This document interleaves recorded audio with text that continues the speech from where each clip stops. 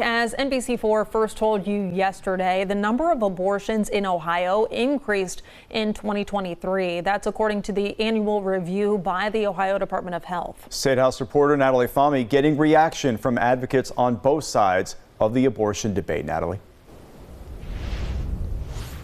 Jennifer, Jared, experts in this area tell me this report is telling, both to inform their work in the future, but also to help voters this fall. The 2023 abortion report shows a 19% overall increase in abortions from 2022.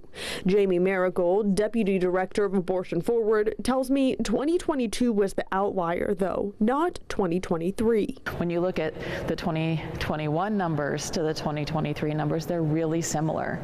The difference is those 82 days in 2022 when this legislature's 6-week ban was allowed to go into place.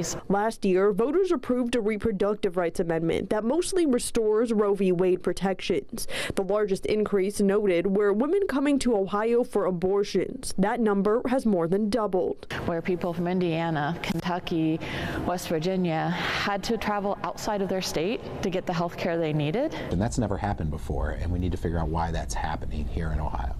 But Mike Gonendakis, president of Ohio Right to Life, says the most shocking part of the report was about 1 in every 37 abortions was performed on a minor. What are we doing? What are we doing in Ohio? It's sad and it's tragic that we have to live in a state where minors are having abortions. He says there needs to be more data about minors who receive abortions, and he plans to work with the legislature to make additional reporting requirements mandatory for minors.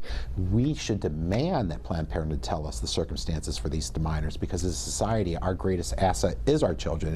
That is invasive, and it does not exist for any other medical treatment. Miracle tells me this report shows how critical access to care is, and says it's why races this fall matter. If a federal abortion law is passed, it would override Ohio's constitutional amendment. We must protect the Ohio Reproductive Freedom Amendment by voting for Ohio Supreme Court justices and federal candidates who support and protect abortion access. There is no reproductive rights issue on ballots this fall in Ohio, but again, each side is urging voters to pay attention to related policies that candidates propose. Local for you at the State House, I'm Natalie Fahmy, NBC4.